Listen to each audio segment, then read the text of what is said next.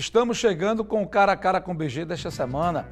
O nosso entrevistado é advogado, professor, doutor em Direito Constitucional. Vamos conversar com Eric Wilson Pereira. Eric, satisfação recebê-lo aqui. Primeiro, é uma honra muito grande e parabenizar, Bruno, por essas iniciativas, essas inovações que só você vem fazendo no jornalismo do Rio Grande do Norte. Obrigado, meu amigo. Vamos lá. Tudo se iniciou no Salesiano de São José, lá na Velha Ribeira, né? O Salesiano é um marco, tanto um marco em termos de formação pessoal como de formação acadêmica. Eu acho que aqueles ensinamentos e aquela vida, eu acho importantíssimo, inclusive, toda a juventude ter um momento de passar por um colégio que traga essa doutrina e esses valores morais. Eric, seu pai, o ministro Emanuel, ele passou por Rádio Cabugi, 94 FM, jornalista, e de uma hora para outra foi para o direito. Foi ele que inspirou a ir para a carreira jurídica? Eu tive três mulheres na minha vida que me ajudaram muito a minha formação pessoal e da minha formação profissional. Primeiro foi a minha avó, que eu fui criado por ela, então essa vontade de trabalhar, de você ter uma compensação por aquilo que você produz, a vontade de cozinhar, de arrumar casa, tudo isso foi formando até os 10 anos de idade. Depois eu tive Cristina, que é minha mãe do coração, que me colocou para estudar, para eu fazer inglês, e aí eu comecei a dar uma importância maior aos estudos. E a terceira foi a minha esposa, Patrícia, que aí ela vem até hoje com 2 filhos, Luiz Henrique e Camila. Mas a minha grande inspiração profissional, efetivamente, foi meu pai. Não só pelo conhecimento, mas pela forma pragmática com que ele enxerga as soluções que muitas vezes a academia demora em produzir.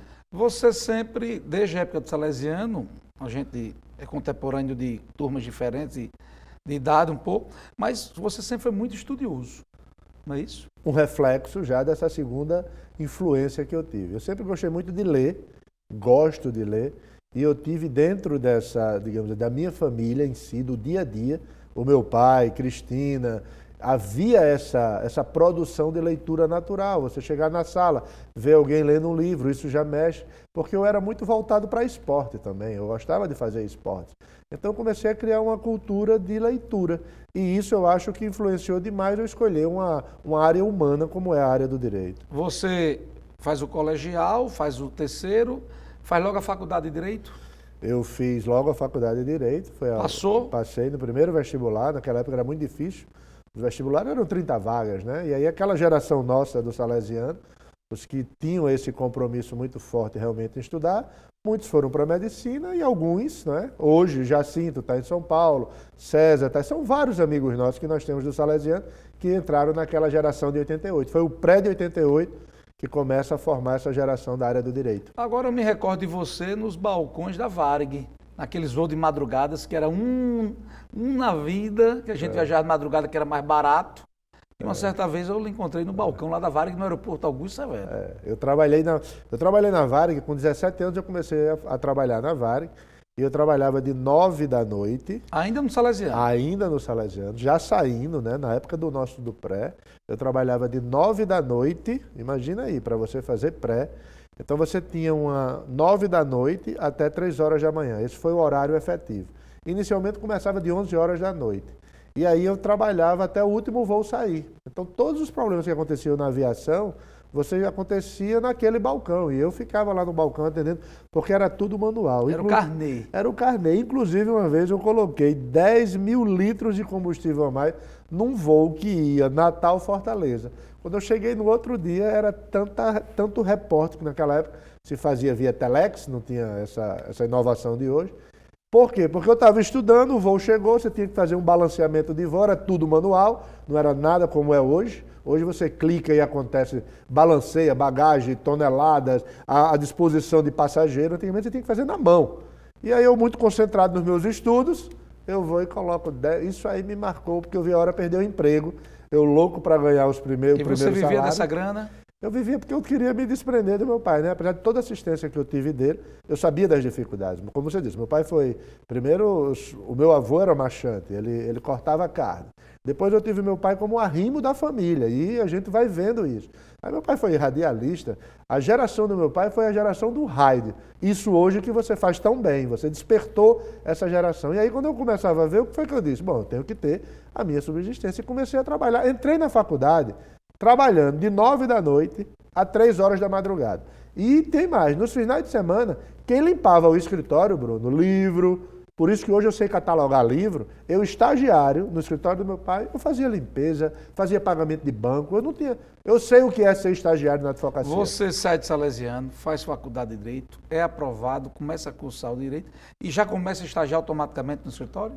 Já começa a estagiar automaticamente no escritório, E aí ele faz trabalhando tudo? na vara, tudo, porque naquela época não tinha hoje como são esses escritórios organizados, esses planejamentos que se tem de escritório. Antigamente o estagiário faria tudo, e eu como filho, eu fazia mais ainda porque eu queria ganhar alguma coisa a mais. Eu vendia cerveja com o Ivanaldo, que é juiz hoje da 8ª Vara. Ivanaldo Bezerra? Enquanto minha turma estava pulando o carnaval, logo quando começou o carnaval, o pessoal tudo pulando o carnaval, etc. Carnatal ou carnaval? Carnatal, né? Que passava ali na Hermes da Fonseca. Eu e Ivanaldo com carrinho de mão vendendo água e cerveja, enquanto meus amigos tudo pulando lá e a gente tentando ganhar uns trocadinhos. Hoje Ivanaldo era um estudiosíssimo, hoje é um grande juiz criminal aqui no Rio Grande do Norte. Então eu sempre fui muito batalhador no sentido de tentar me virar para ganhar alguma coisa. Era que você nunca foi boêmio, você, que eu saiba, eu lhe vejo muito pouco nas ruas, Natal, não lhe vejo, quando me encontro muito com você em algum restaurante, é seu perfil, não tem vida social e a vida é o trabalho? A vida é o trabalho e a família. Eu gosto muito de viajar, sempre viajar com minha família, sempre sair com minha família. Eu tenho essa ideia, a minha vida social ela é muito difícil. E para a área do direito isso é ruim, eu digo muito que você tem que ter network. Você precisa ter relacionamento na área do direito.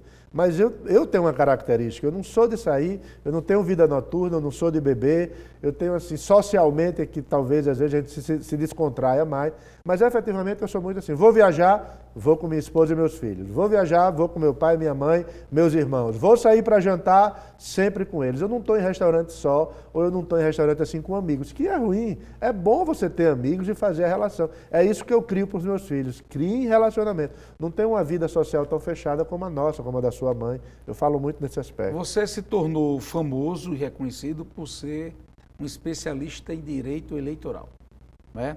Aliás, você hoje é conhecido nacionalmente. Você escreve artigos em grandes jornais, mas vamos para o passado. Você vai estagiar no seu pai, você sai de Salesiano, você passa na faculdade. Eu estava pesquisando e 3 dos grandes júris que aconteceram no Rio Grande do Norte nos últimos 30 anos criminais, 3 foi o escritório do seu pai. Era seu pai, que eu pesquisei, ele era sócio de Vital do Rego, que hoje é família política e foi um grande jurista e foi deputado federal na Paraíba.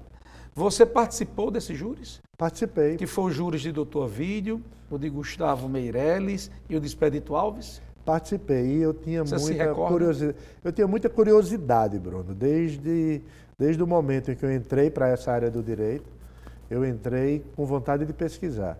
Então, eu fazia todo o trabalho de pesquisa. Eu procurava jurisprudência, eu procurava literatura, porque papai e Vital, os dois, eles revezavam na tribuna, um no aspecto técnico e outro no aspecto filosófico, porque Vital eu tenho para mim como o maior orador que eu já conheci.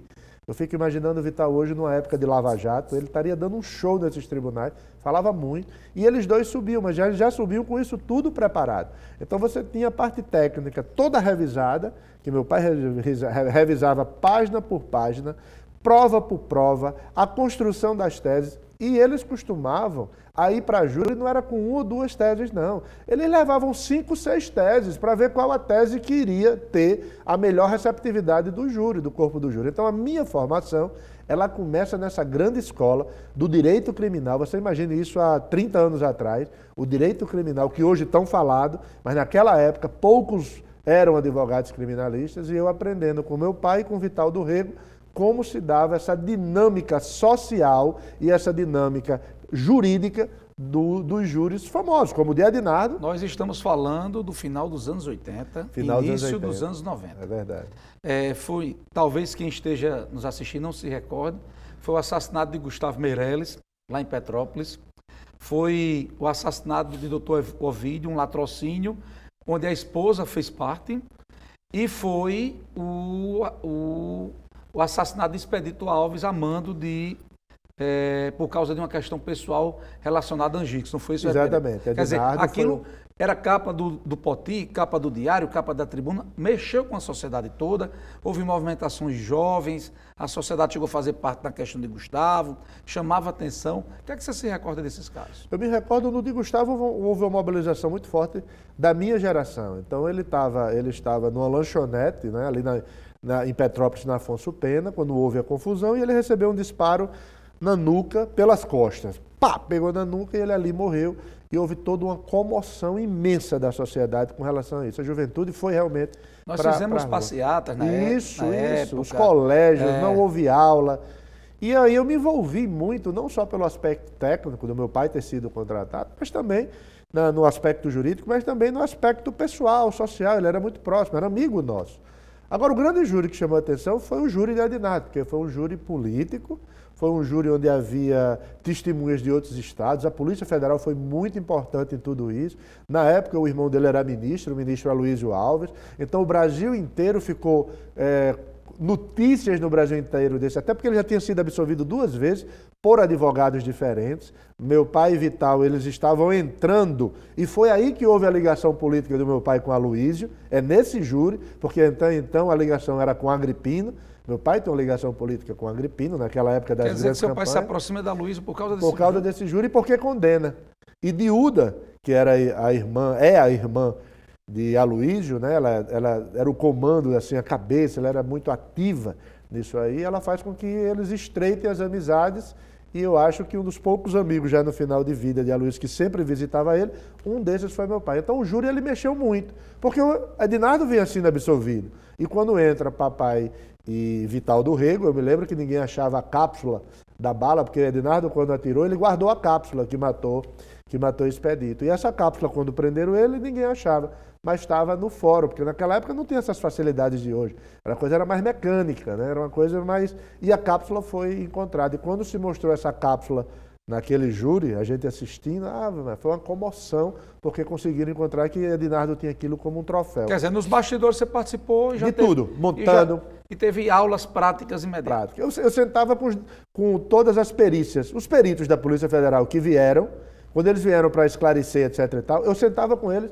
no prédio. Ferraz era o superintendente. Nós tivemos uma ligação muito forte com Ferraz nesse momento, e depois porque também houve umas ameaças de morte de um dos clientes da área criminal, que tinha roubado o Banco Central e tal, ficou ameaçando de morte, e só foi pego porque a equipe da Polícia Federal e a Justiça Federal fizeram um movimento de investigação. Então era muito próximo dessa área criminal. E aí, Eric, você vai primeiro para o criminal, e como é que você parte do criminal e vai para o oposto, que é o eleitoral? Porque aí, quando a gente tem, em 85, 87, nós entramos na área criminal, Aloysio começou a nos contratar para a gente fazer as campanhas, as primeiras campanhas, 89, 90, 92, aí começa a ser feito, e eu começo a despertar essa área com a participação das eleições que papai estava... Nós fizemos a campanha de Henrique, aquela que ele perdeu, a primeira, nós fizemos essa campanha. Aí papai foi de 88. Aí eu comecei a gostar do direito eleitoral. O direito eleitoral começa a despertar a partir desse instante. A gente faz o júri,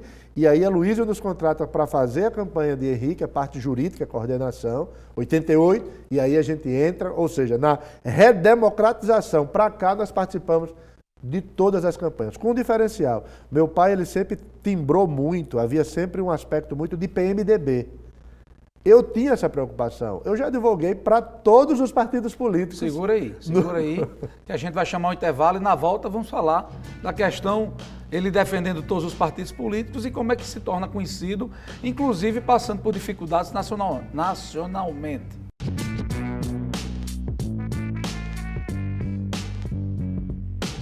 Estamos voltando com o Cara a Cara com o BG desta semana, conversando com o advogado Eric Pereira. Eric, a gente foi ao intervalo, você estava falando do início da sua carreira no direito eleitoral e na questão de que você começou advogando para o PMDB e hoje você já advogou para todos os partidos. Mas vamos lá, você, antes de se tornar esse fenômeno no direito eleitoral, você se torna professor da UFRN e também doutor em direito. Vamos falar desse momento aí. Eu, quando terminei a minha graduação, eu tinha vontade de fazer o mestrado. Tive que atrasar esse sonho, porque eu tinha que ajudar meu pai. Era um escritório pequeno, era uma alfaiataria, como a gente chama. Era Vital do Rego e o meu pai, não tinha outro, tudo era feito. Era eu que datilografava, as correções, não tinha computador para você ir lá e corrigir, você tinha que bater a folha inteira, porque havia uma preocupação muito grande com o português. Então eu passei quase que 3 anos sem poder fazer meu mestrado. E aí eu vou fazer um mestrado em Direito Constitucional, já imaginando essa questão do direito eleitoral.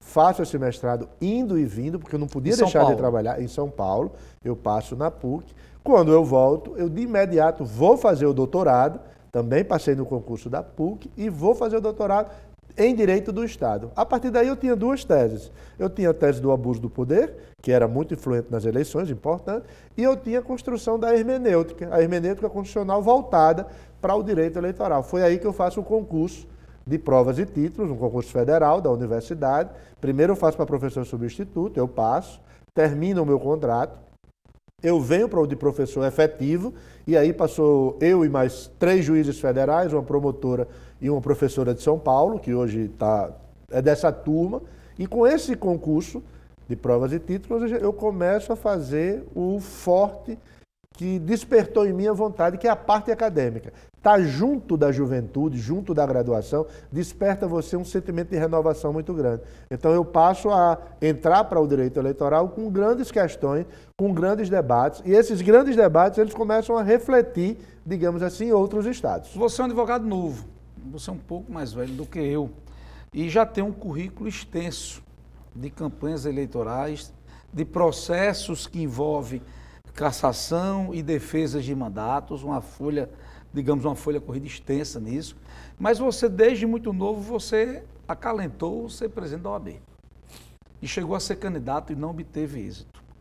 Você criou uma impressão no meio de que era um trator e atropelava, não é? E certa vez a gente conversando com isso, você disse, realmente, em algum momento eu errei. E você, passado esse tempo, hoje você começa a ser reconhecido como um grande advogado, principalmente pelos jovens.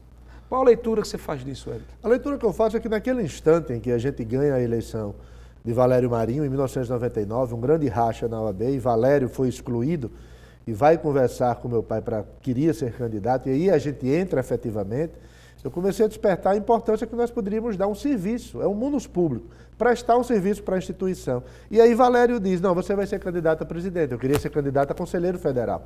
Naquele momento, Valério, não, você é o melhor nome porque você é muito executivo. E aí a gente começa essa campanha, que você foi testemunha, inclusive, em todo aquele momento, e quem despertou alguns conselhos foi você, Bruno, dessa velocidade com que eu queria alcançar os objetivos, e quem estivesse na frente, a gente ultrapassava, e isso gerou então, você faz uma meia-culpa disso? Eu faço a meia-culpa, que realmente eu tinha uma velocidade e uma vontade de chegar muito grande, sem analisar quais as consequências dessa passagem que eu fazia para alcançar as coisas. E o voto é algo que você tem que conquistar. Voto é algo em que uma classe não tem liderados. Você está numa classe onde só tem líderes. E esses líderes é líderes dele próprio. Você precisa ter uma ideia, conquistar por um valor, conquistar por uma ideia. E aí, esses anos de OAB fez com que a gente diminuísse, inclusive, nesses diálogos que nós dois estamos tendo ao longo dos últimos anos, no sentido de construir uma forma de você tratar uma eleição de OAB. E aí o Eric Pereira, advogado já de nome aqui, envolvido na política da OAB, professor, começa a fazer campanhas maiores, governo do estado, e sai do Rio Grande do Norte. Que momento se dá isso? Isso se dá na eleição de 14, né? Na eleição de 2010... A primeira eleição que você fez fora foi de 14? Fora participando, foi 2010, depois 2012, e em 14 na Paraíba. Então, na Paraíba, eu já vou fazer a campanha de Ricardo Coutinho, que foi o governador eleito, ninguém dizia que ele iria ganhar, e aí eu já entro para uma advocacia da esquerda, que até então nós tínhamos advogado PR, PL, PFL, PMDB, UDEM, todos, PP, mas no Rio Grande do Norte eu ainda não tinha tido a oportunidade de uma advocacia de um partido de esquerda. Então, a primeira entrada que eu dou, porque eu tenho um viés muito de esquerda, essa questão filantrópica, eu lanço livro e faço doação, eu tenho essa vontade de ajudar. E o escritório de Brasília chega quando? O escritório de Brasília, ele chega em 2000, em 2002 surge o escritório de Brasília, logo com a aposentadoria do ministro Peluso, o ministro Peluso do Supremo sai do Supremo, ele se aposenta e a gente começa a dar um ênfase maior. Então, em 2000 eu tenho o escritório montado, ele caminha até mais ou menos 2014, 16 Peluso se aposenta. Aí foi onde deu o grande ápice de uma nacionalização, porque o ex-presidente do Supremo estaria fazendo parte de um escritório nessa Mas parceria. nem tudo são sabores. O escritório de vocês bombou, você passa a escrever na Folha, passa a escrever em jornais aqui no Rio Grande do Norte, passa a ter artigos seus publicados em vários veículos online no Brasil e suas opiniões nas suas redes sociais, mas você de repente se vê numa teia ali de uma acusação de ter usado seu escritório na campanha de 2014 para lavar dinheiro. Quando eu não tinha sido nem usado, o escritório, nós não tínhamos feito nem a campanha do Rio Grande do Norte, nós estávamos na Paraíba. E aí veio essa ideia da criminalização da advocacia. Isso que eu tanto estou combatendo hoje. Eu passei na pele e não quero que a próxima geração de advogado passe por uma injustiça. Você só sabe a prática do que é criminalizar a advocacia com instrumentos de quebra entre defesa e acusação quando você vive isso. Então, nas reuniões que eu tenho feito de 2016 para cá, 2017 para cá, eu sempre tenho dito isso. Nós temos que valorizar a classe. Porque na hora que você criminaliza a advocacia, na hora que você tem uma injustiça, eu sei o quão difícil é para você poder produzir a verdade desses fatos. E foi nessa produção de uma experiência, digamos assim, no próprio campo empírico, eu sofrendo isso, que eu vi que você precisava ter uma advocacia fortalecida, porque individualmente você não consegue resolver. Só a instituição que passa a fazer essa defesa sua. Você foi acusado, você conseguiu sair fora. Conseguiu provar. Em 2017. E você hoje, como advogado, vê que a absolvição não é igual à acusação. Não é. Em 2017, no meio do ano de 2017, há todo esse trabalho de criminalizar a advocacia. Olha, a delação faz assim, faz assado, cita A, cita B, cita C. No início de 2018, eu já estava fora, já tinha sido arquivado para mim. E agora, inclusive, mais recentemente, já em junho, foi arquivado, inclusive para os políticos, dos quais diziam que eu tinha trabalhado sem eu ter exercido. Você tem sido uma das poucas vozes a nível fora daqui e aqui a defender a advocacia, como você disse, e a criminalização da advocacia. Você tem conquistado respeito na sua categoria com isto. Em compensação, a opinião pública que escuta do lado de fora não recebe bem. Qual avaliação você faz disso? É que nós não podemos generalizar. O Brasil hoje, ele tem uma generalização fruto de um discurso midiático que quando você generaliza, por exemplo, nós tivemos eleições. Não teve políticos bons que foram escolhidos, políticos novos, renovação. Então, não posso generalizar a política. Eu não posso dizer que todos são ruins. Então, quando eu enfrento essa criminalização e digo que a defesa precisa ter a mesma oportunidade da acusação, é porque amanhã o cidadão que hoje não gosta que eu defenda essa bandeira, amanhã ele pode estar precisando de um advogado e o advogado que vai defender ele não pode ser comparado com o crime do qual ele está respondendo. A defesa é muito importante. Eric, desses 25 anos de formato praticamente, desses quase 30 no meio do estágio do escritório do seu pai, qual o orgulho que você carrega consigo, né? O exemplo do meu pai. Você tem uma pessoa que sai arrimo de família e que se forma já um pouco tarde na idade e que começa a advocacia dentro das dificuldades daquele momento. Depois você vê ele passar a chegar ao topo maior de uma carreira na área jurídica, porque ele tinha essa vontade, digamos, né?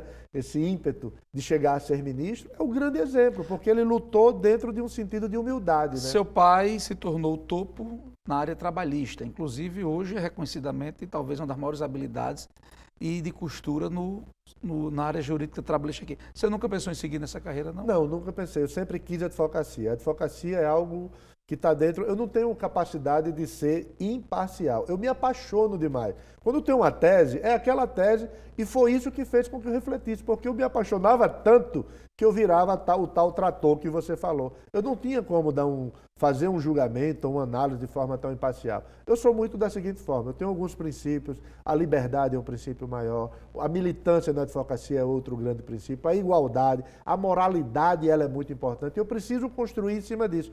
Como é que eu iria julgar alguém, por exemplo, Bruno, que cometesse uma agressão a uma mulher, que cometesse uma agressão a uma criança? Eu não consigo despertar. Eu não tenho clientes que agridam crianças, que praticam estupro, que se envolvam com drogas. Eu não tenho esses clientes. O meu cliente, eu tenho uma seletividade daquilo que eu acredito.